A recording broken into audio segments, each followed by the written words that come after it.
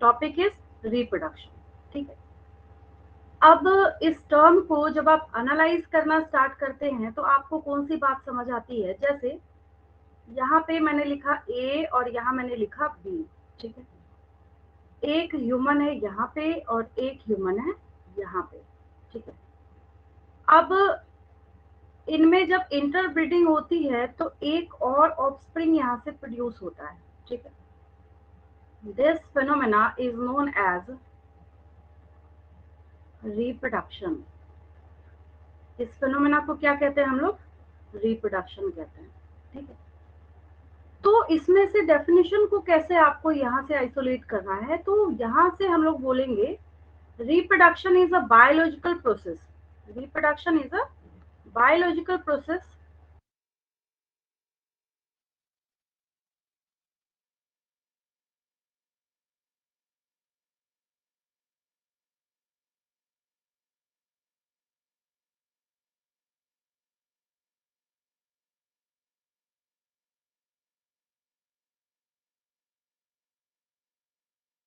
You are muted.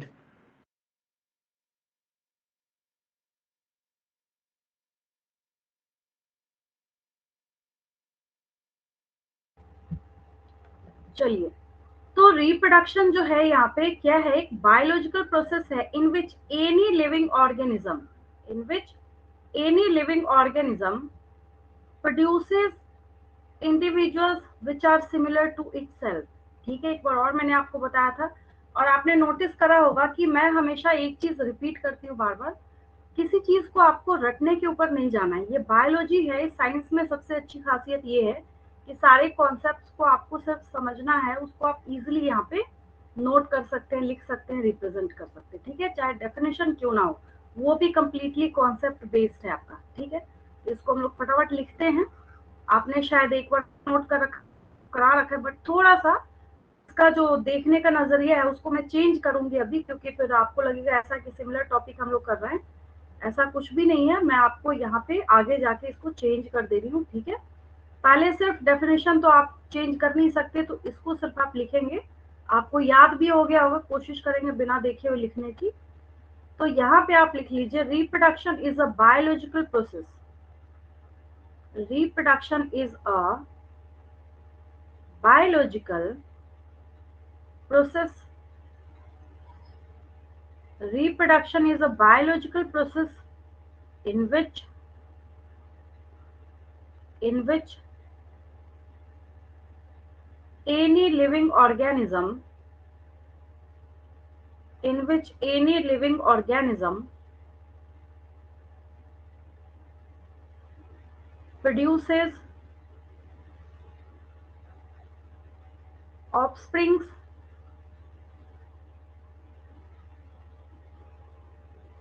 which are which are similar to itself, which are similar to itself. अब जैसा कि मैंने अभी आपको बोला कि इस टॉपिक में हम लोग क्या करेंगे, थोड़ा सा 11th क्लास को भी इंटीग्रेट करेंगे एक साथ, ठीक है। तो फर्स्ट चैप्टर जब आप आगे जाके द लिविंग वर्ल्ड सीखेंगे तो उसमें एक टॉपिक है आपके पास। टॉपिक क्या है? Features of living organisms. Topic क्या है वहां पे? Features of living organisms. Living organisms, features of living organisms, ठीक है। हम इनके फीचर्स को देखेंगे। अब आप एक बात सोच रहे होंगे कि ये ठीक वही टॉपिक है जो बचपन से हम लोग पढ़ाई कर रहे थे। जब हम क्या देखते हैं यहाँ पे, फीचर्स ऑफ लिविंग ऑर्गेनिजम्स देखते हैं। क्या देखते हैं हम लोग? Features of living organisms. इसमें कुछ स्पेशल नहीं है, बट उस टॉपिक को यहाँ पे स्पेशल बनाया जाता है। रीजन क्या है? लिविंग ऑर्गेनिजम्स के इंपॉर्टेंट फीचर के अंदर हम लोग रिप्रोडक्शन की भी पढ़ाई करेंगे विदाउट एनी डाउट। आपको पता है रिप्रोडक्शन एक ऐसा फीचर है जो कि सिर्फ लिविंग ऑर्गेनिजम्स ही रिप्रेजेंट करते हैं और शो करते हैं, ठीक है। पहले जब काफी ओल्ड बुक्स की जब आप पढ़ाई करेंगे तो उसके केस में क्या था, उसमें बताया जाता था कि रिप्रोडक्शन का जो पार्ट है, रिप्रोडक्शन का जो प्रोसेस है, इसकी क्या खासियत है, रिप्रोडक्शन क्या करता है? लिविंग ऑर्गेनिजम्स का एक कैरेक्टराइजिंग फीचर है। लेकिन आज के डे में क्या है, जब हम लोग देखना स्टार्ट करते हैं तो लिविंग ऑर्गेनिजम्स को कैरेक्टराइजिंग फीचर नहीं माना जाता। इसके सिवा हम लोग कुछ एक्सेप्शंस को इसके अंदर डालने का काम करते हैं। इसमें हम क्या पुट ऑन करेंगे, कुछ एक्सेप्शंस भी हम लोग डालेंगे। तो आपके दिमाग में क्वेश्चन अराइज होगा कि एक्सेप्शंस कैसे जाएंगे।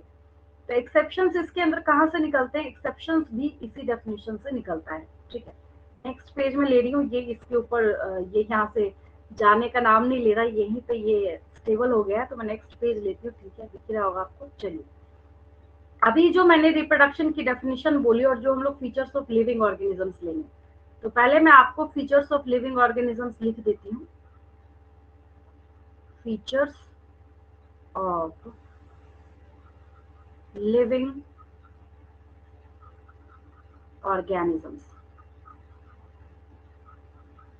Features of living organisms.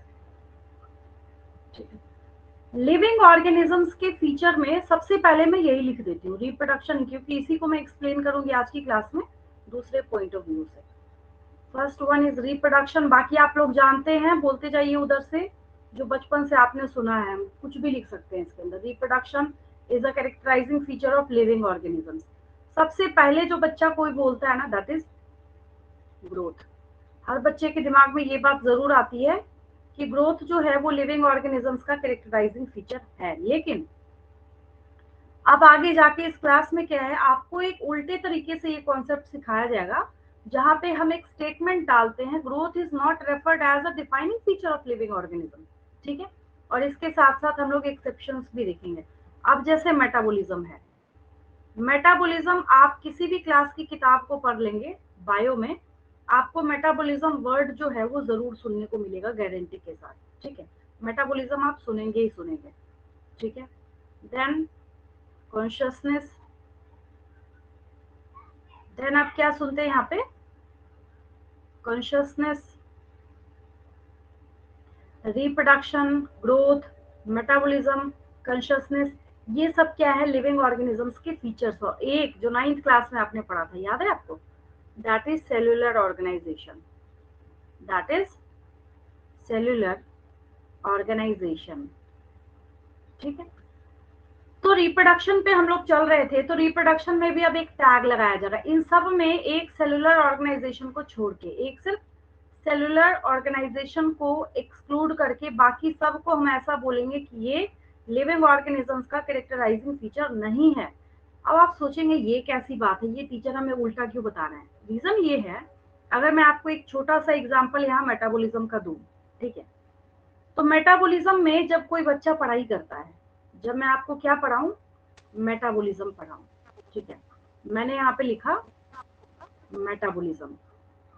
Metabolism की डेफिनेशन आप में से कोई बच्चा बोलेगा, मेटाबॉलिज्म क्या होता है, जो भी समझ आए बोलिए। छठी, सातवीं, आठवीं, नौवीं, 10वीं, जिस भी क्लास में आपने पढ़ाई करी होगी, ये वर्ड जरूर आया होगा आपके पास। मेटाबॉलिज्म क्या होता है, मेटाबॉलिज्म याद है कुछ आपको? देखिए मैं समझाती हूँ। मेटाबॉलिज्म का मतलब है, आपने वर्ड जरूर सुना होगा, जब भी आप जिस भी चैप्टर में पढ़ाई करते हैं, मेटाबॉलिज्म के बिना आप वो चैप्टर कर ही नहीं सकते। ठीक है, तो मेटाबॉलिज्म में हम लोग यहाँ पे बोलेंगे the sum total of the sum total of the sum total of all the sum total of all the chemical reactions of any living organism, any living organism is known as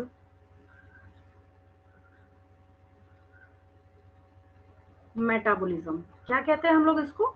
metabolism कहते हैं। अब मैं आपको इसको simple तरीके से समझाती हूँ। देखिए, अब आप बोलेंगे केमिकल रिएक्शन, ये कैसे लिख दिया, है ना। यहाँ पे आपको जो वर्ड परेशान कर सकता है, दैट इज केमिकल रिएक्शंस। मतलब मैं बोल रही हूँ यहाँ पे कि जितने भी केमिकल रिएक्शंस होते हैं, सबको एक साथ इकट्ठा करके जोड़ के, ऐड करके, एग्रीगेट करके हम उसको क्या कहते हैं, मेटाबॉलिज्म कहते हैं। ठीक। और आपको जो बात यहाँ पे परेशान कर रही है दैट इज केमिकल रिएक्शन। तो मैं इसके लिए आपको एक छोटा सा एग्जांपल देती हूँ। फॉर एग्जांपल, अगर मैं यहाँ लिख दूं, क्या लिख दूं मैं यहाँ पे, अगर मैं यहाँ लिख दूं डाइजेशन ऑफ प्रोटीन आप ही की बॉडी का, अगर मैं यहाँ क्या लिख दूं, digestion of protein, digestion of protein, ठीक है। तो प्रोटीन का मतलब है, बार बार मैं आपको रिपीट करती हूँ, जब मैं आपको प्रीवियस क्लास में हेरिडिटी चैप्टर पढ़ाते वक्त मिलर्स एक्सपेरिमेंट बता रही थी, वहां मैंने आपको बताया था कि मिलर ने जो अपना एक्सपेरिमेंट किया, तो उस एक्सपेरिमेंट को जब उन्होंने 1 वीक तक बिना डिस्टर्ब किए हुए छोड़ दिया, उनको जो वहां पे प्रोडक्ट मिला दैट वाज अमीनो एसिड। वो क्या था वहां पे, अमीनो एसिड था। ठीक है। तो यहाँ पे जब हम लोग मेटाबॉलिज्म देखते हैं, तो मेटाबॉलिज्म में मैं आपको एक केमिकल रिएक्शन बता रही हूँ, आपको सारी चीजें ऑटोमेटिकली क्लियर हो जाएंगी। ठीक है। अब प्रोटीन को हम लोग यहाँ पे पॉलीपेप्टाइड चेन भी कहते हैं। क्या कहते हैं हम लोग इसको, पॉलीपेप्टाइड, केमिस्ट्री में भी पढ़ा होगा आपने, पॉलीपेप्टाइड चेन हम लोग कहते हैं इसको। क्या कहते हैं, पॉलीपेप्टाइड चेन कहते हैं। रीजन क्या है कि प्रोटीन के चेन का ही नाम क्या है, पेप्टाइड है, और जो अमीनो एसिड्स को ऐड करने का काम करता है वो बॉन्ड कौन सा है, पेप्टाइड बॉन्ड है। कौन सा बॉन्ड है वो, पेप्टाइड बॉन्ड है। ठीक है। तो यहाँ पे जब आप इसको समझते हैं तो हम लोग डाइजेशन ऑफ प्रोटीन लिख रहे हैं। ठीक है। तो जब आप प्रोटीन को तोड़ेंगे, जब आप क्या करेंगे, प्रोटीन को डाइजेस्ट कराएंगे, तो प्रोटीन के डाइजेशन के बाद, प्रोटीन के डाइजेशन के बाद, ठीक है, आपको अमीनो एसिड क्या मिलता है, आपको अमीनो एसिड्स मिलता है। ठीक है। तो प्रोटीन को तोड़ने के बाद ये वही अमीनो एसिड है जो मिलर्स एक्सपेरिमेंट में आपने देखा था। ये उसका जनरल फॉर्मूला है, R is the replaceable site, H, और here is the carboxyl group. यहाँ क्या है आपके पास, कार्बोक्सिल ग्रुप है। ठीक है। तो आपको कौन सी बात समझ आ रही है कि अच्छा हम जब प्रोटीन को यहाँ पे ब्रेक डाउन कर रहे हैं तो हमें अमीनो एसिड्स मिल रहा है, कार्बोहाइड्रेट को आप तोड़ेंगे तो आपको क्या मिलेगा, ग्लूकोज मिलेगा। मेरी बात समझ आ रही है आपको। ठीक है। तो इसका मतलब है कि एक अगर हम ह्यूमन बीइंग ही लेते हैं सबसे आसान सा समझने के लिए, तो इसकी बॉडी में भी न्यूमरस केमिकल रिएक्शंस होते हैं। तो किसी एक को नहीं, बल्कि जब सारे उसके केमिकल रिएक्शन को हम ऐड करेंगे, इकट्ठा करेंगे, समराइज करेंगे, टोटल करेंगे, उसका नाम हम क्या देते हैं, मेटाबॉलिज्म देते हैं। ठीक है। तो अब आपको ये मेटाबॉलिज्म समझ आ गया होगा। ठीक है। ये क्या है, आपका मेटाबॉलिज्म है। अब एक बात मैंने आपको बोली थी टॉपिक स्टार्ट करने के पहले, कि मेटाबॉलिज्म का जो पार्ट है, किसका पार्ट है यहाँ पे, मेटाबॉलिज्म का। ठीक है। आज के डेट में हम एक स्टेटमेंट यहाँ पे नोट करके लिखते हैं। ऐसा नहीं है कि आप एग्जाम में जाके इस बात को लिख देंगे। नोट करके इसलिए लिखवा रही हूँ क्योंकि मैं आपको इसका रीजन बताऊंगी। मैंने यहाँ पे ऐसे नोट लिख दिया, आप भी ऐसे लिखेंगे और नोट फॉर्म में करके आप लिखेंगे मेटाबॉलिज्म। मेटाबॉलिज्म, मैं नेक्स्ट पेज लेती हूँ इसके लिए, थोड़ा नीचे कंजेस्टेड हो जाए। नेक्स्ट पेज पे मैं लिख देती हूँ, इस पेज का स्क्रीनशॉट लेंगे। हालांकि कोई बहुत बड़ी चीज नहीं है, ये आपने 6, 7, 8 में भी पढ़ा हुआ है, 10th में भी है, 11th में भी है, 12th में भी है। ठीक है। आगे बढ़ती हूँ मैं, नोट करके आपको लिखना है यहाँ पे। आपको इससे पता चल रहा होगा, अगर आपको आ रहा है तो बहुत अच्छी बात है। अगर आपको ये टॉपिक्स नहीं आ रहे तो इसका साफ सीधा सा एक मतलब है कि आपका जो बेसिक है उसमें आपको अभी प्रॉब्लम है, उसको क्लियर करना है। ठीक है। तो नोट करके आपको यहाँ पे लिखना है metabolism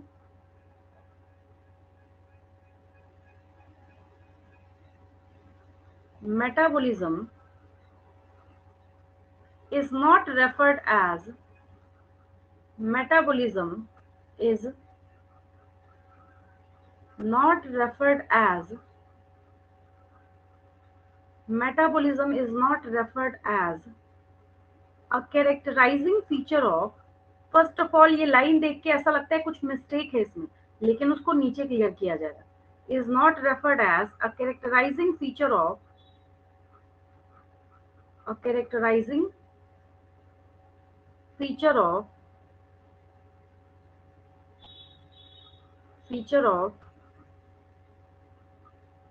living organisms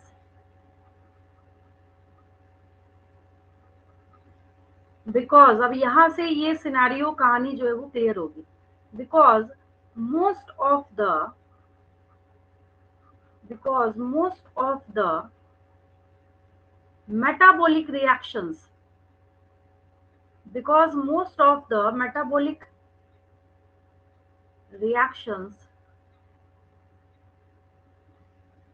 because most of the metabolic reactions of living organisms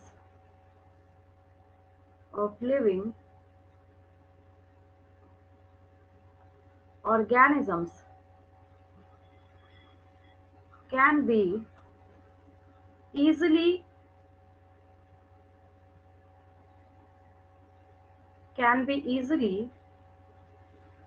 performed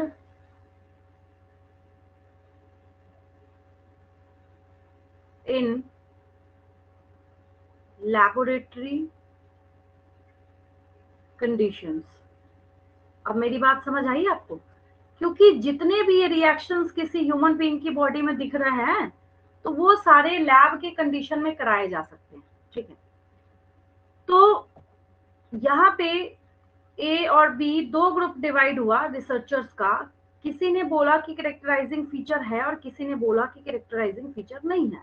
जिसने बोला कैरेक्टराइजिंग फीचर है तो उसने ऐसा बोला भाई लिविंग ऑर्गेनिज्म अपने अंदर कुछ चेंजेस करके, कुछ एक्टिविटीज करके, कुछ फिजियोलॉजी को परफॉर्म करके इतने वास्ट केमिकल रिएक्शन को खुद ही परफॉर्म करा रहा है। तो दूसरे ग्रुप ने बोला तो तुमने कौन सा बड़ा काम कर लिया, ये तो हम लैब में भी करा सकते हैं। जिसकी वजह से ये मेटाबॉलिज्म जो है आज के डेट में यहाँ पे क्या हो गया, हम डिस्कार्डेड नहीं बोल सकते, हम मना भी नहीं कर रहे कि नहीं होता है, बट हाँ ये चीज इसमें ऐड की गई है। ये मैंने आपको यहाँ पे ऐड करके बताया है कि जो ये पूरा का पूरा प्रोसेस है, ठीक है, उसको लैब में भी इजीली परफॉर्म कराया जा सकता है। उसको लैब में परफॉर्म कराने में कहीं कोई दिक्कत नहीं है। यहाँ तक क्लियर है सबको? कोई दिक्कत तो नहीं? आगे बढ़ू मैं? क्लियर है बिल्कुल? यहाँ तक क्लियर है? क्लियर है बिल्कुल? हाँ मैम। चलिए ठीक है, वेरी गुड। अब एक मैं आपको और बताती हूँ, there are two basic types of metabolism, ठीक है। सब समझते जाएंगे, मैं बार बार रिपीट कर रही हूँ।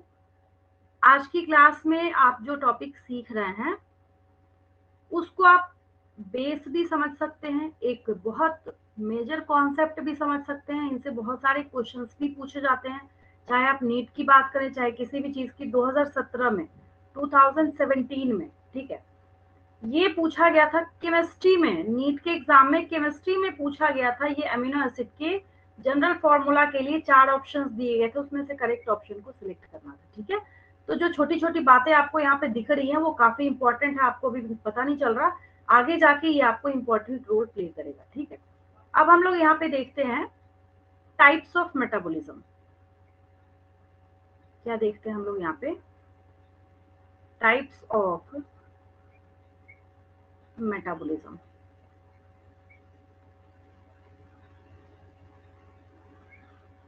टाइप्स ऑफ मेटाबॉलिज्म में दो टाइप के मेटाबॉलिज्म होते हैं। First one is anabolism and second one is catabolism. नाम जरूर सुना होगा आपने, बस मैं इसको थोड़ा सा क्लियर कर देती हूँ। Second one is catabolism. ये दो टाइप के क्या है आपके पास मेटाबॉलिज्म, एक एनाबॉलिज्म है एक कैटाबॉलिज्म है, ठीक है। बहुत छोटी सी बात मैं लिखूंगी दोनों में, ज्यादा इसको लेक्चर लिखने की जरूरत नहीं है, मैं आगे आपको समझाती हूँ। एनाबॉलिज्म में आपको ये बात समझनी है कि anabolism is responsible for increasement of dry weight and catabolism is responsible for decreasement of dry weight. अब यहाँ पे अगला जो आपका क्वेश्चन होगा, what is the meaning of dry weight, वो मैं आपको समझाने जा रही हूँ आगे चल के। पहले मैं लिख लूँ इसको, ठीक है। एज इट इज आपको अभी कॉपी करना है, ज्यादा दिमाग नहीं लगाना है इसके ऊपर, समझाने का काम मेरा है। तो यहाँ पे एनाबॉलिज्म में लिख लीजिए increasement of dry weight, increasement of dry weight.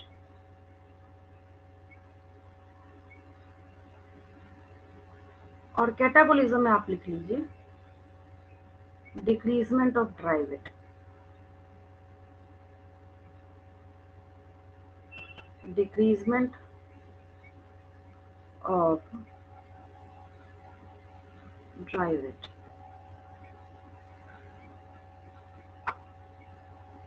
ठीक है। अब ये इंक्रीजमेंट ऑफ ड्राई वेट क्यों लिखा मैंने, ये मैं आपको समझाऊंगी। कुछ बहुत सारी चीजें जो है वो इसके एग्जांपल से क्लियर हो जाए। उसके पहले आप जो मेरे से क्वेश्चन पूछने वाले हैं वो मुझे पता है, what is the meaning of dry weight. ठीक है, पहले मैं आपको ये समझा देती हूँ। देखिए, एक तो आपने बायोमास, वेट, ये सारी चीजें सुनी है, और अभी मैंने आपको यहाँ पे क्या बोला है, ड्राई वेट बोला है। क्या बोला मैंने आपको यहाँ पे, ड्राई वेट बोला है। तो ड्राई वेट क्या होता है, अगर मैं आपको यहाँ पे एक सेल का एग्जांपल दूं, सपोज कीजिए ये क्या है, एक लिविंग सेल है, लाइव सेल है। ठीक है, बीच में न्यूक्लियस है, माइटोकॉन्ड्रिया है, ठीक है, गोल्जी अपरेटस है, एक्सवाइजेड, बहुत सारी चीजें हैं इसके अंदर। ठीक है, तो इसका अपना क्या होगा, कुछ ना कुछ वेट होगा। आप बोलेंगे सही बात है, वेट तो होगा, उसमें क्या दिक्कत है। लेकिन जब इसके नॉर्मल वेट में से माइनस वेट ऑफ वाटर को हम लोग डिडक्ट कर देते हैं, तो वो इसका एक्चुअल वेट, रियल वेट या ड्राई वेट कहलाता है।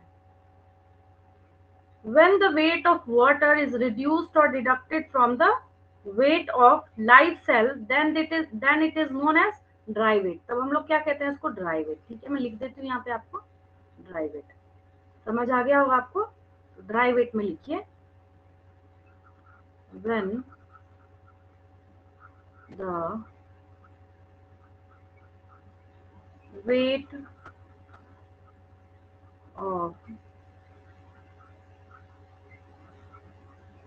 the weight of water is deducted from the weight of living tissues or cell, it is known as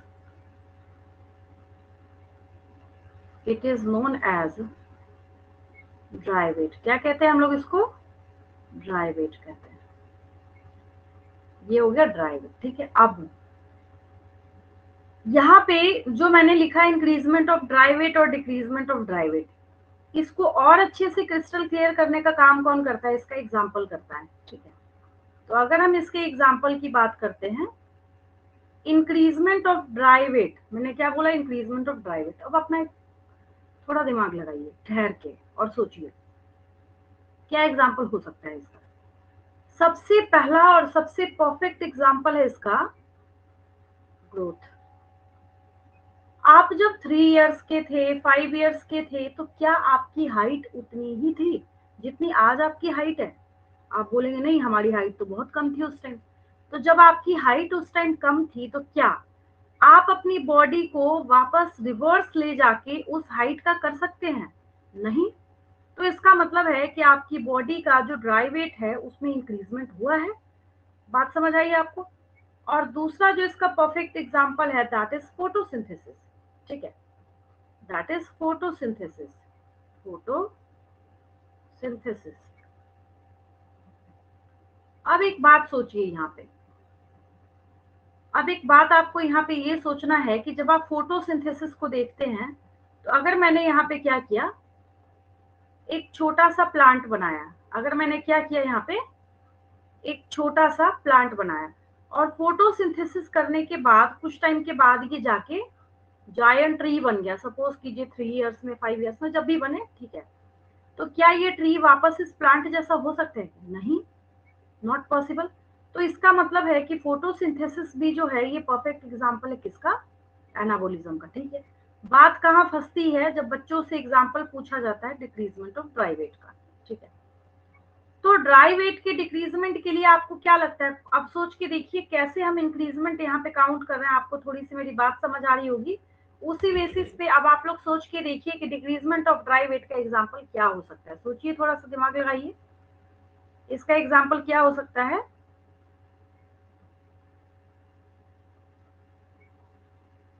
क्या हो सकता है इसका एग्जांपल?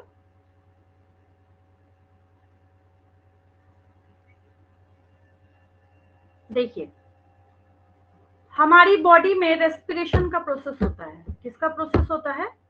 रेस्पिरेशन का। Respiration process is respiration. Night में आपने ओवर ईटिंग करी, बहुत ज्यादा आपने खाया, किसी पार्टी में गए, फंक्शन में गए, आपने ओवर ईटिंग करी, खाया आपने, ठीक है। मॉर्निंग में उठने के बाद आपने नोटिस करा होगा कि आपको वापस भूख लगी होती है, ठीक है। रीजन क्या है इसका?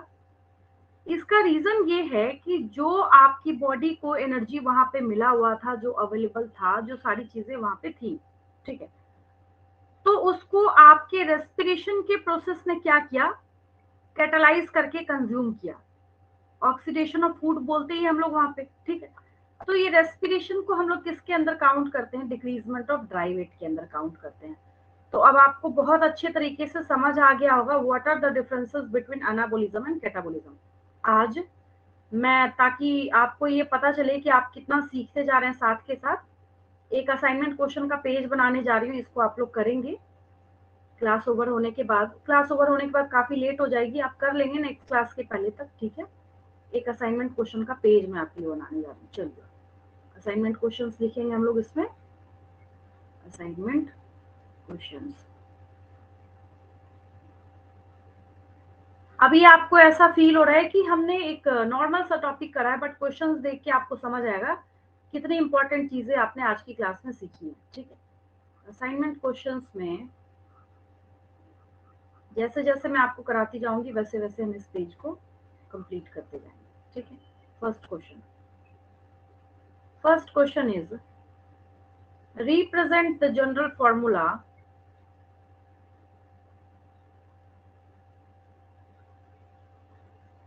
first question is represent the general formula of amino acids। General formula of amino acids, ठीक है। ये कितना इंपॉर्टेंट है, आप इसका, आप अभी जितना सोच रहे होंगे ना अपने ब्रेन में, जितने दूर तक जाके सोच सकते हैं, ये उससे भी ज्यादा इंपॉर्टेंट है। ये इसका जनरल फॉर्मूला ही आपको याद हो जाना चाहिए किसी भी क्लास के लिए, चाहे आप 10th में हो, चाहे आप 11th में हो, चाहे आप 12th में हो। रीजन क्या है? 10th क्लास में जब मिलर से एक्सपेरिमेंट हुआ था तो उनको प्रोडक्ट के तौर पे क्या मिला था? दिस प्रोडक्ट, है ना। तो ये बहुत ज्यादा इंपॉर्टेंट हो जाता है, तभी मैंने फर्स्ट क्वेश्चन यहाँ पे यही लिखा है, ठीक है। Second question is define metabolism। The sum total of all the chemical reactions of any living organism is known as metabolism।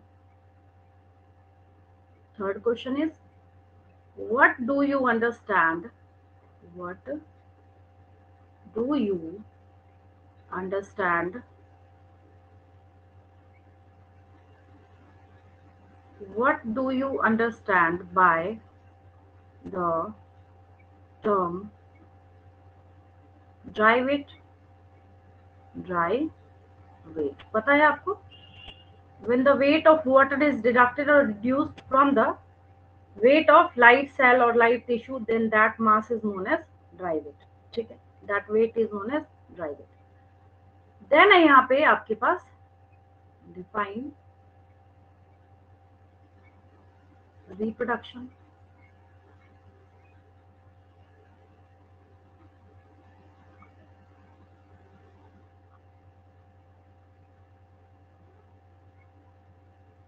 then है आपके पास, अब एक इंपॉर्टेंट क्वेश्चन मैं यहाँ पे दे रही हूँ, why is metabolism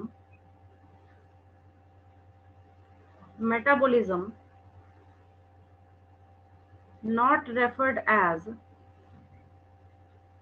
not referred as important characterizing feature of important characterizing feature of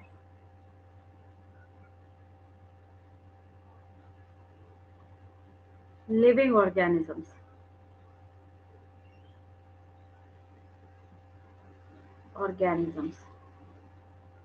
तो वहां पे आपको क्या लिखना है, because most of the metabolic reactions can be easily performed in the lab conditions और इन द लेबोरेटरी। ठीक है, ये 5 है और मैं जैसे जैसे आपको बताती जाती हूँ देती जाऊंगी। आपको इसका पर्पस समझ आ रहा है, आप अपने आप को चेक भी कर सकते हैं। मैं साथ में आंसर लिख सकती थी बट मैंने नहीं लिखा है, इसलिए नहीं लिखा है।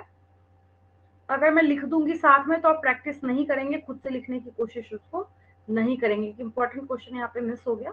Differentiate between anabolism and catabolism. 6th question is differentiate between. अब आपको ये बच्चों का खेल लग रहा होगा, बहुत आसान लग रहा होगा ये क्वेश्चन पेपर, है ना। डिफरेंशिएट बिटवीन एनाबोलिज्म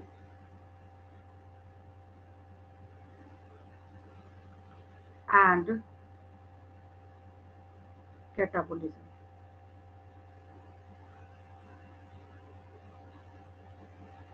ठीक है, anabolism increasement of dry weight, catabolism decreasement of dry weight with their examples. ठीक है, मैं यहाँ पे आगे ऐड कर देती हूँ। कई बार होता है बच्चे एग्जाम्पल नहीं लिखते, कहते हैं हमसे पूछा कहाँ था। तो ये ऑब्वियस होता है, वेल नोन होता है कि चाहे आपसे पूछा जाए या नहीं पूछा जाए, लेकिन आपको वहां पे एग्जाम्पल जो है वो मेंशन करना ही होता है ना। With their with their suitable with their suitable examples। ठीक है, चलिए आगे बढ़ते हैं हम लोग। तो ये टॉपिक आपको समझ आ रहा है, हमने कहाँ से स्टार्ट करा था, यहाँ से स्टार्ट किया था जब हम फीचर्स ऑफ लिविंग ऑर्गेनिजम्स देख रहे थे। मैंने आपको पहले ही बोला था ये जो टॉपिक है जो आप पढ़ाई कर रहे हैं वो अचानक से चेंज हो जाएगा ड्रामेटिकली। तो जिसमें से अभी मैंने आपको एक टॉपिक सिखाया दैट इज मेटाबॉलिज्म, जिसमें आपकी कंप्लीट मास्टरी हो चुकी है, आपने ऑलरेडी इसको सीख रखा है। पहला है रिप्रोडक्शन। अब हम लोग इसके बारे में डिस्कशन करने वाले हैं, जो कि मैंने पहले भी कर रखा है कि इसको लिविंग ऑर्गेनिजम्स का कैरेक्टराइजिंग फीचर माना क्यों नहीं जाता है। तो इसको गलत साबित करने का काम खुद इसका डेफिनेशन करता है। ठीक है, तो यहाँ पे क्वेश्चन अराइज होता है जब हम सोचते हैं कि इसको हम लोग क्यों नहीं मानते कैरेक्टराइजिंग फीचर। तो देखिए, ये जो कहानी है वो इसके डेफिनेशन में ही छिपा हुआ है। जैसे पहले तो नोट करके मैं लिखती हूँ यहाँ पे, इसका डेफिनेशन रहने दीजिए as it is. Definition of reproduction, जो कि मैंने याद करा रखा है आपको।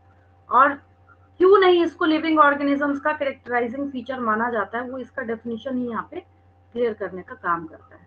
ठीक है, इसमें लिखिए डेफिनेशन में, पहले यहाँ पे नोट मैं लिख देती हूँ तब आपको मैं समझाऊंगी। जो आपने वहां लिखा था वही सेम स्टेटमेंट मैं लिख रही हूँ, बट मैं यहाँ पे सिर्फ रिप्रोडक्शन को मेंशन करूंगी। ठीक है, नोट करके लिख लीजिए आप। Reproduction reproduction feature reproduction feature is not referred as is not referred as characterizing feature of characterizing feature of living organisms living organisms because sterile couples, human में एग्जांपल लिया जा रहा है या किसी भी ऑर्गेनिज्म में जो स्टेराइल कपल होते हैं, because STERILE, sterile couples can't produce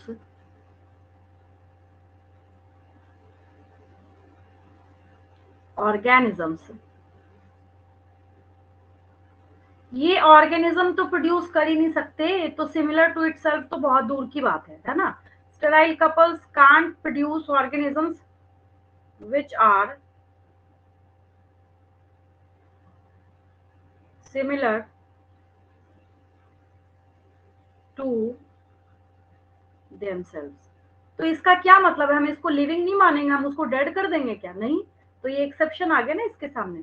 तो ये जो एक्सेप्शन है इसको गलत साबित करने का काम करता है। तो मैंने यहाँ पे क्या लिखा, which are similar to themselves. ठीक है। और डेफिनेशन के तौर पे इसका उल्टा करके आपने क्या सीखा था, इसके बारे में आपने बोला रिप्रोडक्शन के बारे में, reproduction is a biological process, reproduction is defined as reproduction is defined as a biological process defined as a biological process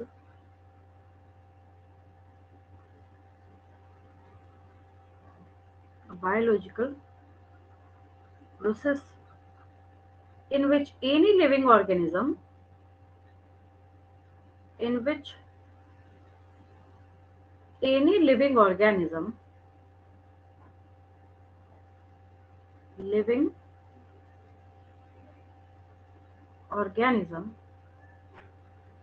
produces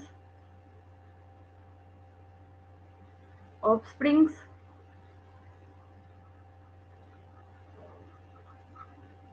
which are, अब ये गलत हो गया ना, which are similar to itself, but ये कहाँ प्रोड्यूस कर रहा है ना, which are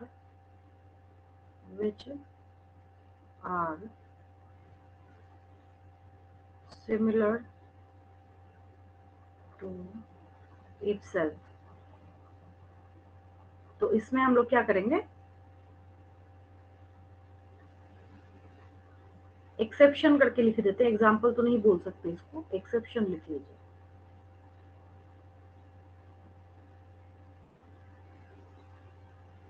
एक्सेप्शन में लिख लीजिए पहला तो जो मैंने यहाँ पे नीचे लिख रखा है, स्टेराइल कपल्स। दूसरा एग्जाम्पल इसका मतलब एक्सेप्शन इसका लिख लीजिए, mule is produced after breeding of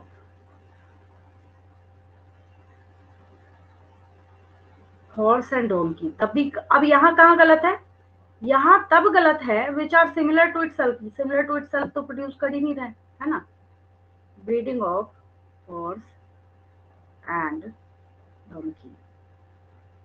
तो ये हमने क्या किया, जो रिप्रोडक्शन का कॉन्सेप्ट बचपन से आप सीख रहे थे, भाई इतना इंपॉर्टेंट फीचर है, इतना ज्यादा इंपॉर्टेंट है कि हम इसको मानेंगे कि लिविंग ऑर्गेनिजम्स का क्या है, ये कैरेक्टराइजिंग फीचर है, इसके बिना कोई लिविंग ऑर्गेनिज्म सर्वाइव नहीं कर सकता, इसके बिना लिविंग ऑर्गेनिज्म आगे नहीं बढ़ सकते। अब यहाँ पे जाके इस पॉइंट ऑफ व्यू पे हमने क्या किया है, उसमें भी हमने गलती और कमी निकालने की कोशिश करी है और उसका भी हमने काम किया है, और हमने इसको उठा के बाहर फेंक दिया। हमने बोला नहीं, ये जो है इसको हम लिविंग ऑर्गेनिजम्स का कैरेक्टराइजिंग फीचर नहीं मानेंगे, क्योंकि अगर जो म्यूल प्रोड्यूस हो रहा है हम उसको डेड भी तो नहीं बोल सकते। आपको एक चलता फिरता म्यूल दिखेगा, आप क्या बोलेंगे, नहीं नहीं ये लिविंग ऑर्गेनिज्म नहीं है, क्योंकि रिप्रोडक्शन का क्या है, वो वहां पे एक्सेप्शन है ना।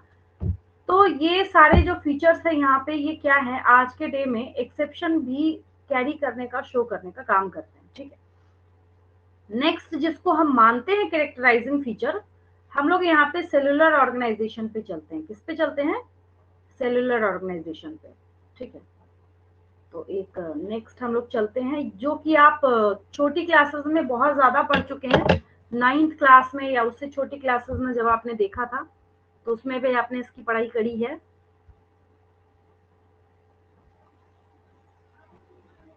देखिए, सेलुलर ऑर्गेनाइजेशन में आपने सीखा था कि अगर आप सेल्स को ऑर्गेनाइज करते हैं, अगर आप क्या करते हैं, सेल्स को ऑर्गेनाइज करेंगे तो टिश्यू फॉर्म होगा, टिश्यूज को ऑर्गेनाइज करेंगे ऑर्गन फॉर्म होगा, ऑर्गन को ऑर्गेनाइज करेंगे ऑर्गन सिस्टम बनेगा, ऑर्गन सिस्टम को ऑर्गेनाइज करेंगे तो तब जाके एक इंडिविजुअल जो है वहां पे फॉर्म होता है। ठीक है, तो क्वेश्चन ये राइज होता है कि क्या ऐसा काम हम किसी नॉन लिविंग में करा सकते हैं क्या? बिल्कुल नहीं करा सकते हैं। छोटे बच्चों को भी सेम इसी डायग्राम के थ्रू समझाया जाता है। ये काफी इजीएस्ट एग्जांपल है डायग्राम के थ्रू, जिससे आप इजीली इसको समझ सकते हैं। ठीक है, ये देखिए, जो मैंने अभी अभी आपको बोला थोड़ा ब्लर है बट ठीक है, लिखा हुआ दिख रहा है, उसमें कहीं कोई दिक्कत नहीं है, कहीं कोई प्रॉब्लम नहीं है।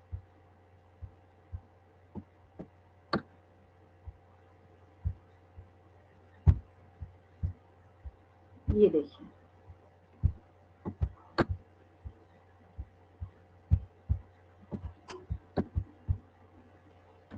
जैसे नीचे आपको एक मकान का, एक हाउस का एग्जांपल दिया गया है। ठीक है, हाउस जो बना उस हाउस को कंपेयर किया जा रहा है एक ह्यूमन बॉडी के साथ।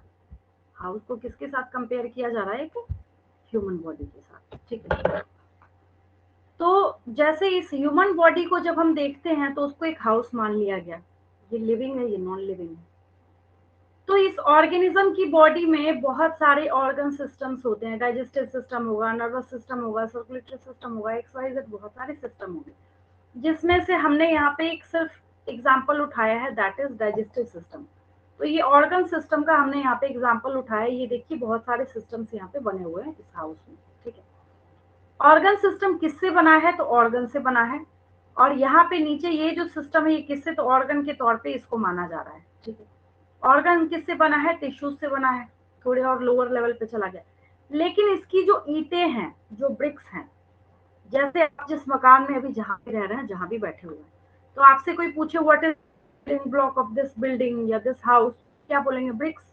जो वहाँ की ईंटें हैं, मकान की जो ब्रिक्स है, वो क्या है? वहाँ का बिल्डिंग ब्लॉक है।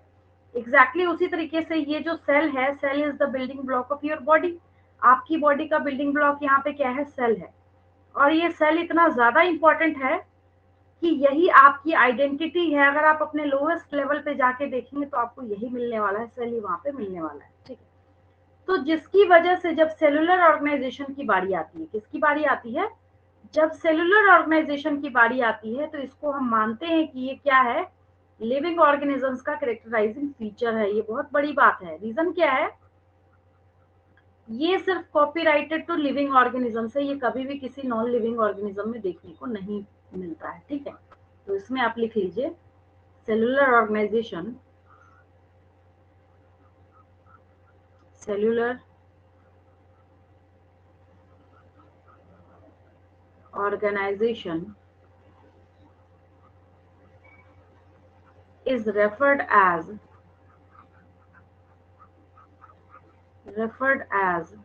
the characterizing feature of referred as the characterizing feature of living organisms. Living organisms, because this type of organization, this type of this type of specific and particular organization, this type of specific and particular organization is not observed in any non living, any non living, उसमें कभी भी ये देखने को नहीं मिलता है, ठीक है। और जब हम इसको ऑर्गेनाइज कर रहे हैं तो आपको पता है सेल्स को, जो नेक्स्ट पेज पे लगा हुआ है आपके, सेल्स को जब आप ऑर्गेनाइज करेंगे तो टिश्यू फॉर्म होगा, टिश्यूज को ऑर्गेनाइज करेंगे तो ऑर्गन, ऑर्गन्स को ऑर्गेनाइज करेंगे तो ऑर्गन सिस्टम, ऑर्गन सिस्टम, और ऑर्गन सिस्टम को ऑर्गेनाइज करेंगे तो ऑर्गेनिज्म और इंडिविजुअल।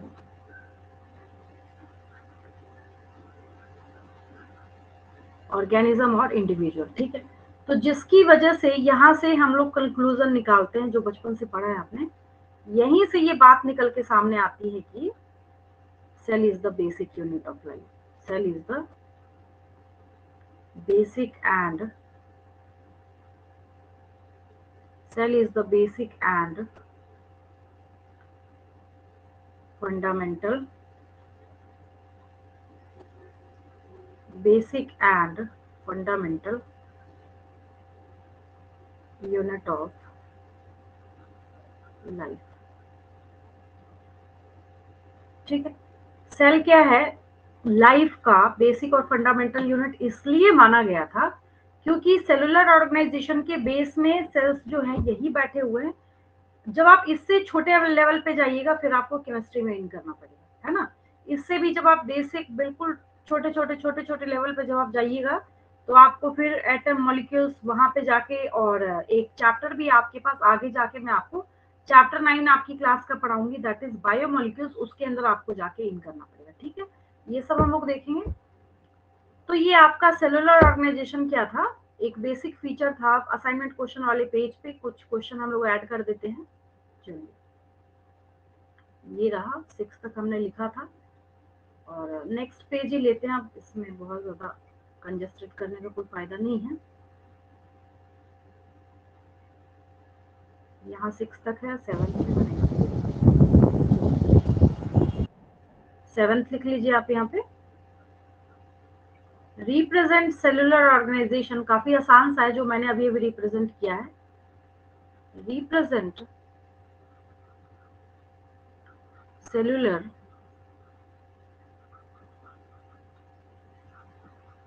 ऑर्गेनाइजेशन, ये सीखा है अभी अभी आपने। सेल्स ऑर्गेनाइज करके टिश्यू बनाएंगे, टिश्यू से ऑर्गन, ऑर्गन से ऑर्गन सिस्टम, ऑर्गन सिस्टम से ऑर्गेनिज्म और इंडिविजुअल, इसको आपको रिप्रेजेंट कर देना है। अब एक क्वेश्चन अगर मैं ऐसे करके लिखूं, which feature of living organisms, which feature of living organisms is referred as the characterizing feature of, as the characterizing feature of living organisms, which feature of living organisms is referred as the characterizing feature of living organisms and why। क्या होगा answer इसका, बोलिए तो उधर से answer क्या होगा इस क्वेश्चन का, 8th क्वेश्चन का बोलना स्टार्ट कीजिए। इतना सिखाया अभी अभी मैंने आपको, आंसर क्या होगा इस क्वेश्चन का।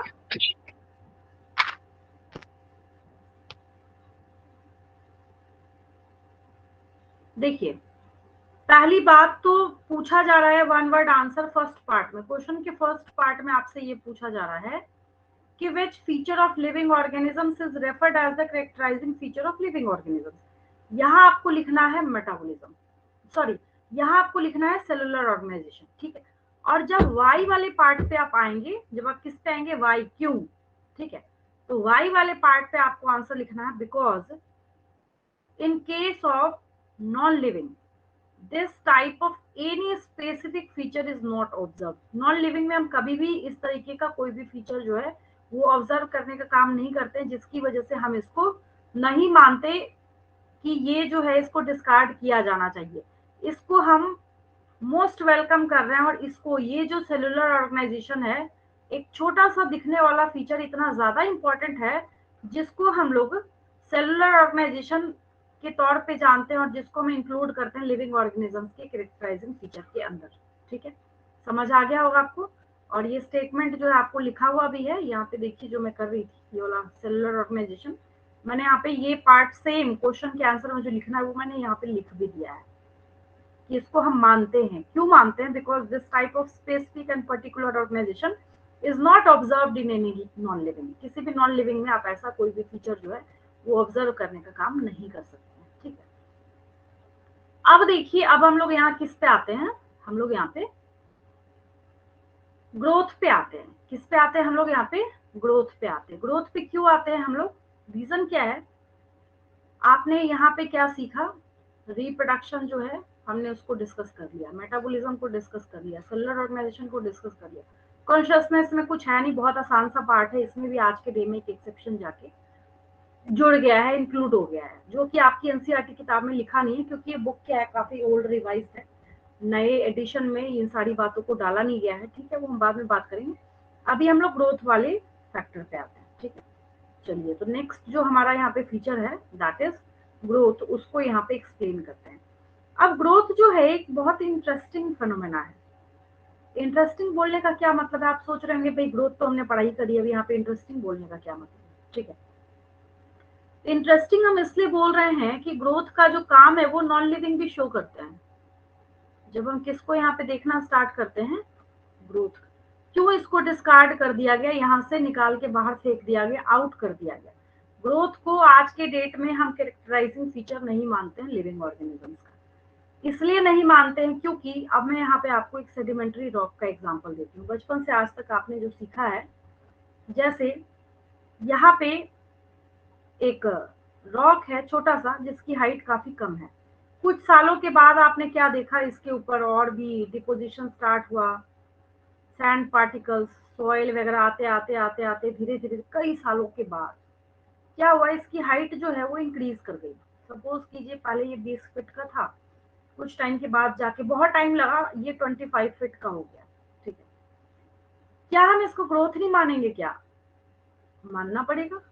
अब आप बोलेंगे क्यों मानना पड़ेगा, ग्रोथ तो हम लिविंग में पढ़ रहे हैं, क्यों मानना पड़ेगा? उसका भी रीजन मैं आपको बताती हूँ। इसलिए मानना पड़ेगा कि जब आप लिविंग ऑर्गेनिज्म के अंदर ग्रोथ की पढ़ाई कर रहे थे तो आप ही ने क्राइटेरिया बनाया था कि जब हम क्राइटेरिया ऑफ ग्रोथ देखेंगे, जब हम क्या देखेंगे, क्राइटेरिया ऑफ ग्रोथ देखेंगे, तो हमें ये सारी चीजें देखने को मिलती हैं। जैसे कि अगर कहीं पे हाइट इंक्रीज हुआ, आपकी हाइट बढ़ी, कहते हैं ना मैं ग्रो कर गया, टीवी में ऐड देखते हैं भाई हाइट बढ़ाना है तो कॉम्प्लेन कीजिए, हाइट बढ़ रहा है तो हम मान रहे हैं कि भाई ग्रोथ हो रहा है। ठीक है, वेट इंक्रीज होता तो नहीं मानते? क्या मानते हैं हम? वेट भी इंक्रीज होता है तो हम क्या बोलते हैं? ग्रोथ हो रहा है। ड्राई वेट भी इंक्रीज हुआ तो आपने देखा क्या हुआ? ग्रोथ हुआ। ड्राई वेट भी इंक्रीज हुआ तो क्या बोला हमने? ग्रोथ हुआ। सरफेस एरिया भी बढ़ेगा तो हम क्या बोलेंगे? कि ग्रोथ हुआ है। सरफेस एरिया, एक लीफ है इतना छोटा है, ठीक है, कुछ टाइम के बाद क्या हुआ, इसने अपने आप को ग्रो करके इतना बड़ा बना लिया। क्या हम इसको ग्रोथ नहीं बोलेंगे? कोई बेवकूफी होगा जो बोलेगा ये ग्रोथ नहीं। ग्रोथ तो है, दिख रहा है खुली आंखों से आपको, ग्रोथ तो है।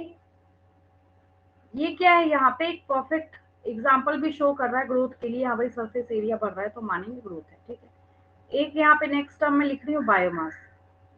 लिविंग ऑर्गेनिजम्स का जो मास होता है उसको हम लोग क्या कहते हैं? बायोमास बोलते हैं। बायोमास भी जो है ये भी अगर इंक्रीज करेगा तो हम लोग क्या मानेंगे? कि ग्रोथ हुआ है। ठीक है, लिविंग ऑर्गेनिजम्स को जब आप देखना स्टार्ट करेंगे, नंबर ऑफ सेल भी जब इंक्रीज करेगा तो हम क्या बोलेंगे, ग्रोथ हुआ है। ठीक है, तो ये सारे यहाँ पे इंपॉर्टेंट क्राइटेरिया हैं जो कि ये दिखाने का और बताने का काम करते हैं कि ग्रोथ हुआ है। ठीक है, तो ये ग्रोथ को हम डिस्कार्ड क्यों कर रहे हैं, फिर यहाँ से उठा के बाहर क्यों फेंक रहे हैं, क्यों बोल रहे हैं नहीं नहीं हम तुमको नहीं मानेंगे कि you are the characterising feature, हम इसको क्यों नहीं मान रहे, because some non living factors also poses the example of growth, वो भी ग्रोथ का एग्जाम्पल वहां पे शो करने का काम करते हैं, वो भी ग्रोथ का एग्जाम्पल जो वहां पे दिखाने का काम करते हैं। ठीक है, तो ये जो ग्रोथ है इसमें लास्ट एक लाइन ऐड कर लीजिए, नोट करके ही, note, growth is not the growth is not defined as growth is not defined as a characterizing feature of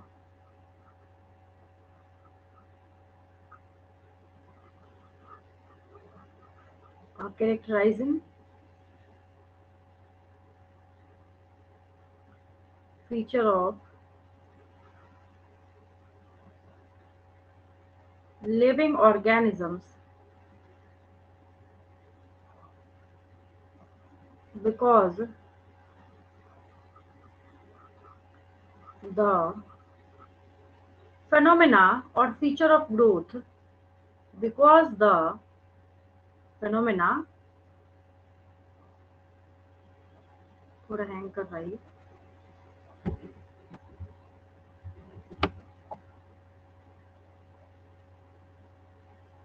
the phenomena and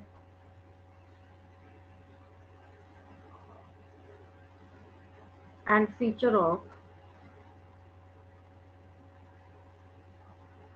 because the phenomena and feature of growth is also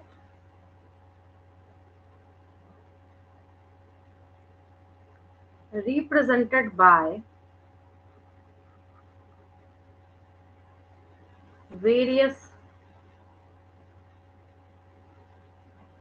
non-livings।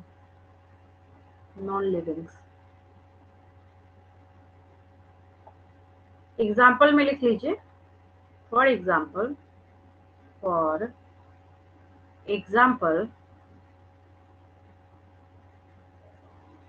इसमें लिखिए increment of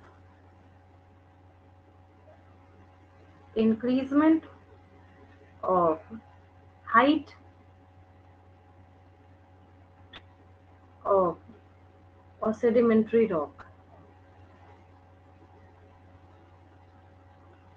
of a sedimentary rock, increment of height of a sedimentary rock, ये भी क्या है, किसके अंदर example आ रहा है, मानेंगे ग्रोथ हुआ है, आप ग्रोथ में यही तो बोल रहे थे हाइट बढ़ जाए तो ग्रोथ है, तो जब ये हाइट बढ़ा रहा है तो इससे क्या तकलीफ है, तो जिसकी वजह से हम इसको कैरेक्टराइजिंग फीचर, अच्छा कैरेक्टराइजिंग फीचर बोलते किसको है, तब से आपके दिमाग में एक ये भी क्वेश्चन अराइज हो रहा होगा, कैरेक्टराइजिंग फीचर बोलने का मतलब है कॉपीराइटेड फीचर, जैसे सेलुलर ऑर्गेनाइजेशन था आपके पास, सेलुलर ऑर्गेनाइजेशन आप कभी भी किसी भी नॉन लिविंग फैक्टर के अंदर ढूंढ के नहीं निकाल सकते। ठीक है, तो जिसकी वजह से ये ग्रोथ जो है इसको यहाँ पे डिस्कार्ड किया जाता है। नेक्स्ट हम लोग यहाँ पे एक और क्वेश्चन ऐड कर देते हैं, 9th क्वेश्चन, उसमें आपको ये एग्जाम्पल लिख देना है जो मैंने यहाँ पे आपको सेडिमेंट्री रॉक का एग्जाम्पल दिया है, क्योंकि क्वेश्चन ही मैं उल्टा करके पूछ रही हूँ, why is growth, why is growth not referred as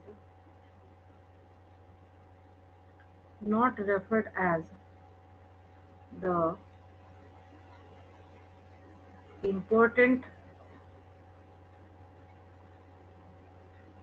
and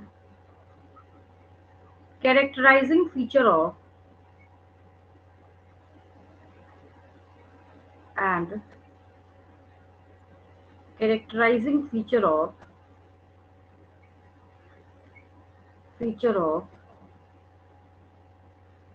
living organisms.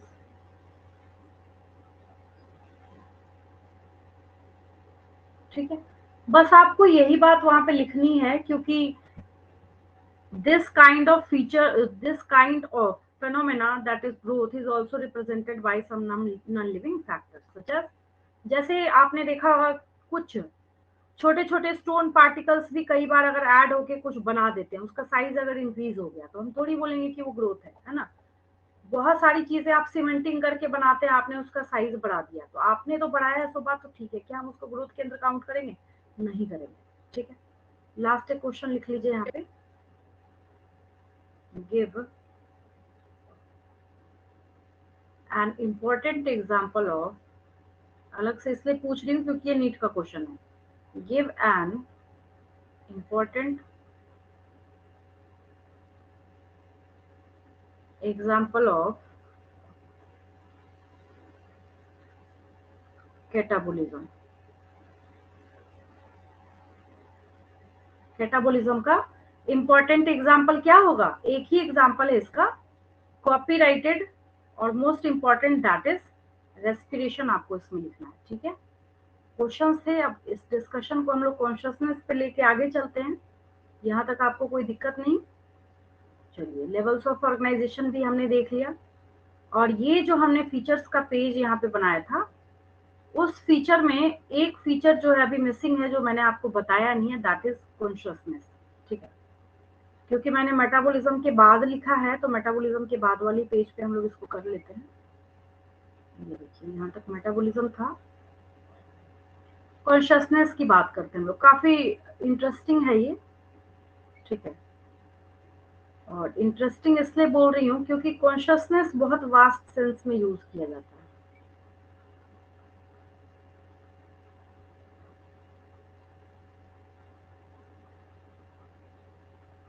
Consciousness क्या है? अगर मैं आपसे क्वेश्चन पूछूं कि व्हाट इज कॉन्शियसनेस, आप बोलेंगे ये कैसा क्वेश्चन, तो बच्चा बच्चा जानता है। कॉन्शियसनेस का मतलब है कि ये एक ऐसा फिनोमेना है जिसमें जो कोई लिविंग ऑर्गेनिज्म है किसी एक्सटर्नल स्टिमुली के अगेंस्ट में अपने आप को क्या करता है? रिस्पॉन्ड कराता है। उसको हम लोग क्या कहते हैं? कॉन्शियसनेस कहते हैं। बात समझ रहे हैं आप मेरी, है ना? तो कॉन्शियसनेस में आप लिखिए, अगर कोई आपसे पूछे कि व्हाट इज कॉन्शियसनेस, तो consciousness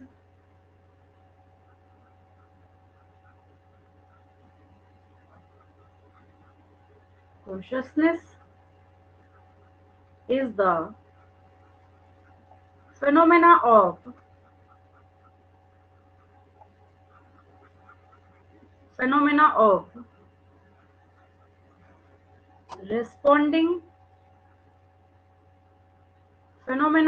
responding against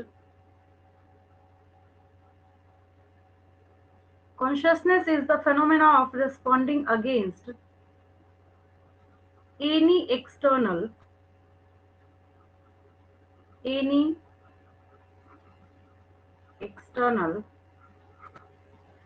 stimulus। Stimulus मतलब जानते हैं आप, अगर आपको नहीं पता तो ये बायोटिक भी हो सकता है, अबायोटिक भी हो सकता है। आप जहाँ बैठे वहां कोई स्नेक आ जाए, सांप आ जाए, आप वहां से उठ के भाग खड़े होंगे, वो बायोटिक स्टिमुलस हो गया, बायोटिक फैक्टर हो गया। ठीक है, आपको ठंड लगी, आपने ब्लेजर निकाला, आपके घर में कोई मॉनिटर नहीं है बताने के लिए कि आपको यहाँ पे गर्म कपड़े निकालने, ठंड का सीजन आया, तो वो क्या हो गया? वहां पे अबायोटिक फैक्टर हो गया।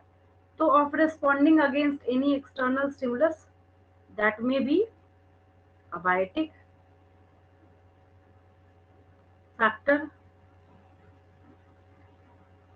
और बायोटिक फैक्टर। ठीक है, consciousness is the phenomena of responding against any external stimulus by living organisms। Non living ऐसा कर सकते हैं क्या? पत्थर है, उस पे 2-4 और पत्थर दे मारिए, कुछ नहीं होगा उससे, है ना? तो ये फीचर सिर्फ किसका है? लिविंग ऑर्गेनिजम्स का। लेकिन तब तक तो हम मान रहे थे कि ये क्या है? कैरेक्टराइजिंग फीचर है। तब तक हम क्या मान रहे थे? ये कैरेक्टराइजिंग फीचर है। ठीक है। वेस्ट बंगाल में ही एक इंजीनियरिंग कॉलेज में एक सोफिया नाम की रोबोट है। ठीक है। उसको भेजा गया था, जो स्टूडेंट्स हैं वहाँ के, वो कुछ क्वेश्चंस वगैरह अपने एग्जाम से रिलेटेड, कुछ और प्रॉब्लम्स, इन सबको सॉल्व करने के लिए उसको भेजा गया था, सोफिया रोबोट जो है। तो मैंने अभी अभी आपको बोला कि जो स्टिमुलस के अगेंस्ट रिस्पॉन्ड करे, तो ये तो कर रही है रिस्पॉन्ड। मैं कर रही है इसलिए बोल रही हूँ क्योंकि इसको ऐसे फीमेल की तरह ही तैयार करके रखा गया। आपको पता होगा, न्यूज में, यूट्यूब में, गूगल में कहीं भी करके देखेंगे नहीं। अगर अभी बैठ के नए सिरे से कोई एनसीईआरटी लिखना स्टार्ट करे, तो कॉन्शियसनेस में हो नहीं सकता कि इसका एग्जाम्पल नहीं लिखा जा रहा। It's robot. क्या ये रोबोट है? ठीक है। आप खड़े हुए अपने डेस्क से, अपने बेंच से, आपने क्वेश्चन पूछा इससे, ये आपके क्वेश्चन का आंसर भी देगी। ये एक रोबोट है। इसका मतलब है कि इसके पास कॉन्शियसनेस तो है। और इसमें एक और एक्सेप्शन है। अभी अभी हम बोल रहे हैं, तो ये तो क्या है? रोबोट बनाया गया। ठीक है। यहाँ मैं लिख देती हूँ, कभी ये पीडीएफ अगर जाएगा तो यहाँ पे मैं लिख देती हूँ रोबोट सोफिया। नहीं तो आप सोचेंगे पता नहीं किसकी फोटो लगी हुई है। ठीक है, बहुत सारे स्पीच है इसके, देखिएगा बैठ के आज रात में। तो ये रोबोट है, इसके पास कॉन्शियसनेस है। एक उल्टी कहानी इधर से आई, दूसरी अपोजिट कहानी कहाँ से आई? जैसे जो कोमा पेशेंट्स हैं, जैसे जो क्या है, कोमा पेशेंट्स हैं, ऐसे नॉर्मली सामने से तो आपने नहीं देखा होगा किसी को, बहुत रेयर होता है ऐसा कि कोई देखे किसी के घर में कोई कोमा पेशेंट, तो ऐसा तो बहुत रेयर होता है। मूवीज वगैरह में ही आपने देखा होगा। तो आपने नोटिस करा होगा कि कोमा पेशेंट्स को अगर बाहर से कुछ बोला जाता है, तो बहुत तरीके के होते हैं ये। बहुत तरीके के होते हैं, क्या मतलब कि कुछ जो है वो बातों को सुन सकते हैं, बस क्लिनिकल डेथ नहीं हुई है उसकी, बातों को सुन, लेकिन उसकी बॉडी तो रिस्पॉन्ड नहीं करा पा रही ना खुद को। तो हम यहाँ पे बोल तो रहे हैं कि कॉन्शियसनेस जो है वो स्टिमुलस के अगेंस्ट में रिस्पॉन्स। तो दो मैं यहाँ पे आपको उल्टे एक्सेप्शन लिख रही हूँ। अगर आज के डे में, मैं बार बार रिपीट कर रही हूँ, एनसीईआरटी को रिवाइज करके कोई नए सिरे से लिखना स्टार्ट करे, तो एग्जाम्पल तो मैं नहीं लिखूंगी। एक्सेप्शन के तौर पे हो नहीं सकता कि इन दोनों एग्जाम्पल्स का आपको, हाँ एक कोमा वाला एग्जाम्पल तो आपकी किताब में दिया हुआ है, लेकिन एक्सेप्शन के तौर पे इस रोबोट का एग्जाम्पल आपको नहीं दिया हुआ है। जैसे रोबोट सोफिया एक example, and coma patient, coma patient. ठीक है। अब कोमा क्या है? एक मेडिकल इमरजेंसी की कंडीशन है, जिसमें जो पर्सन है, जिसको आपने देखा होगा मूवीज में अक्सर, बेड पे लेटे हुए, ब्रीदिंग कर रहा है, उसकी बॉडी में सर्कुलेशन हो रहा है, सब कुछ हो रहा है, लेकिन जैसा रिस्पॉन्स उसकी बॉडी को किसी स्टिमुलस के अगेंस्ट में करना चाहिए था, वैसा रिस्पॉन्स वो किसी स्टिमुलस के अगेंस्ट में अपने आप को नहीं करा पाता। उसके अगेंस्ट में वहां पे वो रिस्पॉन्स देने का काम नहीं करता है। ठीक है। तो ये मैंने आपको एक टॉपिक सिखाया, फीचर्स ऑफ लिविंग ऑर्गेनिजम्स, और उसको मैंने आपको एक नए तरीके से सिखाया कि इस नए तरीके से देखने में आप इसको कैसे चेंज कर सकते हैं कि कॉन्शियसनेस जो है, अच्छे अच्छे फीचर को आपने यहाँ पे नकार दिया। आपने बोला कि नहीं, हम इसको नहीं मानेंगे कि ये फीचर्स ऑफ लिविंग ऑर्गेनिज्म है। ठीक है। ये देखिए, इसमें से एक सेलुलर ऑर्गेनाइजेशन को छोड़ के, एक इस सेलुलर ऑर्गेनाइजेशन को छोड़ के सबको हमने यहाँ पे डिस्कार्ड कर दिया और नेगेटिव वे में लिया हमने। नेगेटिव वे में लेने का मतलब है, ऐसा नहीं कि नहीं हो रहा है, दोनों में बात समझिएगा। अगर आपसे एग्जाम में पूछा जाए right a note on features of living organism, तो बच्चा पूछता मैम हम लिखेंगे या नहीं लिखेंगे? आपको लिखना है, आप लिखेंगे, लेकिन उसके साथ इनके एक्सेप्शंस को अब आपको ऐड करना होगा। रीजन ये है कि अब आप बच्चे नहीं है, छोटी क्लासेस में नहीं है, अब आपके जो ब्रेन का क्राइटेरिया है वो इतना ब्रॉड हो चुका है, अब आप इस लेवल तक समझ सकते हैं कि कैसे हम वहां पे क्या करेंगे जाके, और किस क्राइटेरिया में और किस फीचर में कौन सा क्राइटेरिया कौन सा एक्सेप्शन वहां पे लगा के हमें उसका एग्जाम्पल जो है वो लिखना है। ठीक है, आपको मेरी बात समझ आ रही है? चलिए आगे एक छोटे से नेक्स्ट टॉपिक पे हम लोग मूव करते हैं। उसके पहले मुझे एक बात बता दीजिए, इतने टॉपिक में कोई दिक्कत तो नहीं किसी बच्चे को? क्लियर है बिल्कुल? इतने टॉपिक में कोई दिक्कत तो नहीं? क्लियर है? हाँ मैम। चलिए वेरी गुड, आगे बढ़ते हैं हम लोग। देखिए अब मैं आपको टेक्सोनॉमिकल हायरार्की सिखाऊंगी। थोड़ा सा 9th क्लास में आपने सुना था, बस इस टेक्सोनॉमिकल हायरार्की को करके, क्योंकि फीचर्स भी आपने बहुत सारे सीखे आज की क्लास में, और ये फीचर्स ऑफ लिविंग ऑर्गेनिज्म का ही सिर्फ क्वेश्चन था, तो इस क्वेश्चन आंसर के पेज के बाद में लिख रही हूँ, है ना। ये जो असाइनमेंट क्वेश्चन का पेज जो जाएगा आपके पास, उसको बैठ के करेंगे। इसके बाद में इसलिए लिख रही हूँ क्योंकि नया टॉपिक है ना। टेक्सोनॉमिकल हायरार्की टॉपिक क्या है आपके पास? Taxonomical hierarchy. अच्छा मुझे एक बात बताइए, हायरार्की का क्या मतलब होता है?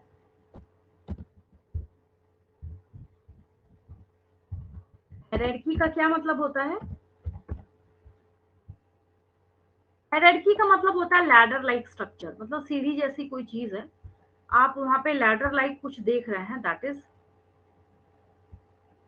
Taxonomic hierarchy. अब एक और क्वेश्चन आपके पास आएगा, जब मैं आपको हेरिडिटी एंड इवोल्यूशन चैप्टर करा रही थी, टेक्सोनोमी लिखाया था ना मैंने आपको, अगर आप भूल गए मैं फिर से भी लिख देती हूँ, क्योंकि हम इसको बोल ही रहे हैं टेक्सोनोमिक हायरार्की। क्या बोल रहे हैं हम लोग इसको? Taxonomic hierarchy. इसके लिए मैंने आपको एक ट्रिक सिखाया था, आप भूल गए होंगे, मैं फिर से बता देती हूँ आपको। Taxonomic hierarchy,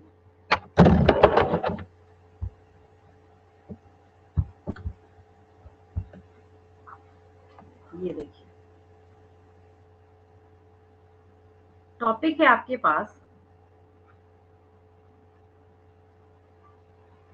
taxonomic hierarchy. Topic क्या है आपके पास? Taxonomic hierarchy. टेक्सोनोमिक हायरार्की को जब आप देखना स्टार्ट करते हैं तो यहाँ पे ये सीरीज आपको देखने को मिलती है, kingdom, phylum, class, order, family, genus और स्पीशीज, 7th नंबर। ये हम ऊपर से देख रहे हैं। तो अगर आपसे पूछा गया कि इसमें, अब एक और क्वेरी होगी आपके दिमाग में, पहली बात, इस टेक्सोनोमिक हायरार्की में हमें यहाँ पे टोटल नंबर कितना देख रहे हैं? 7 देख रहे हैं हम लोग। कितना देख रहे हैं?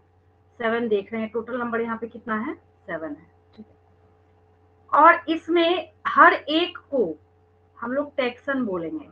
ईच एंड एवरी जो भी है यहाँ पे सब क्या है, चाहे हम इसको देखें, चाहे हम इसको देखें, चाहे हम इसको देखें, चाहे हम इसको देखें, किसी को भी आप देखने का काम कीजिए, इसमें से सब के सब क्या है यहाँ पे?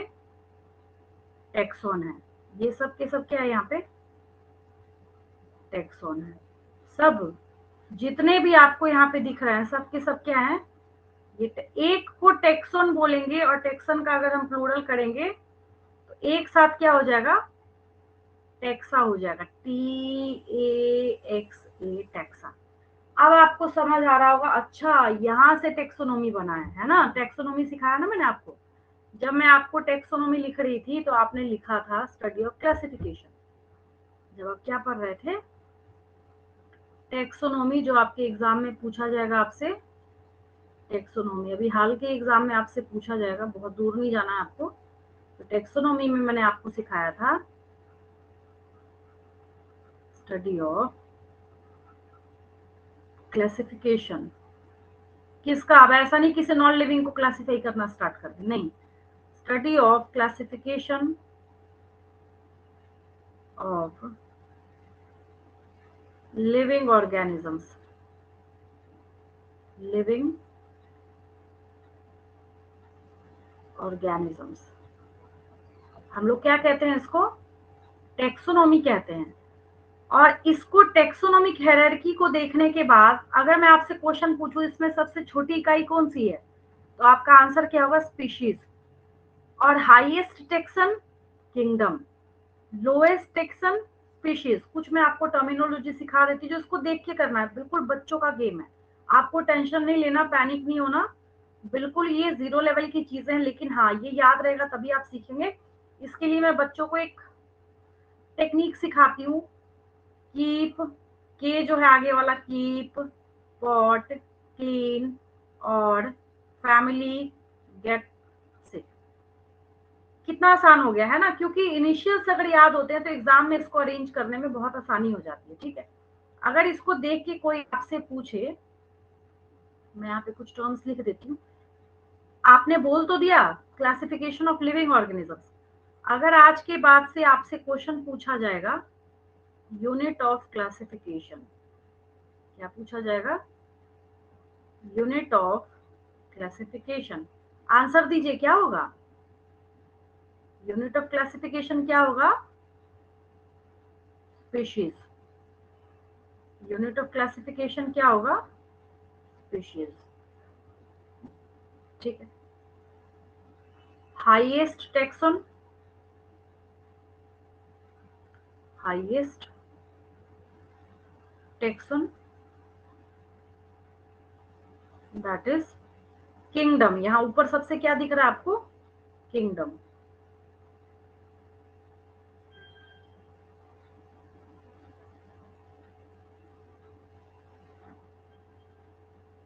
highest taxon is the kingdom.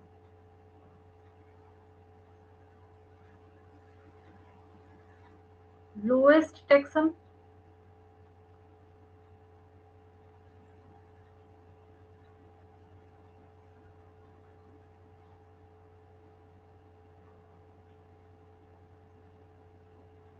lowest taxon is the species, lowest taxon क्या है यहाँ पे? स्पीशीज है। ठीक है, अब ऐसे भी कई बार क्वेश्चन पूछा जाता है, mention the taxon between class and family. Answer क्या होगा? ऑर्डर।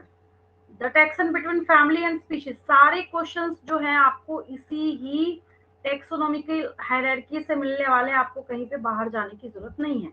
तो एक आपने छोटा सा बेसिक सा कॉन्सेप्ट जो है ये आज की क्लास में सीखा है, और जहां से टेक्सोनॉमी जो है ये आपको इस एग्जाम में आ सकता है। टेक्सोनॉमी के साथ साथ मैंने आपको सिस्टमेटिक्स भी बताया था, यही सेम क्लासिफिकेशन है, बस आपको उसमें क्या इंक्लूड कर देना है? Evolutionary relationship. याद है ना आपको?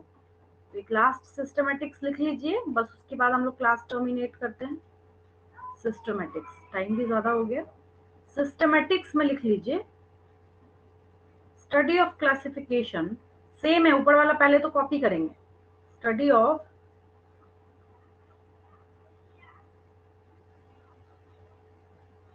classification of living organisms, living organisms on the basis of their evolutionary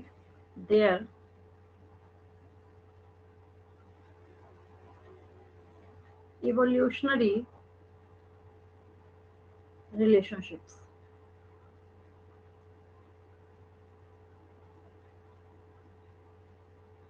ठीक है, क्लियर है बिल्कुल? यहां तक कोई डाउट तो नहीं आज की क्लास में? किसी को कोई डाउट तो नहीं आज की क्लास में? नहीं मैम। चलिए, बाकी इसके आगे जो है एक्सप्लेनेशन हम लोग नेक्स्ट क्लास में करते हैं।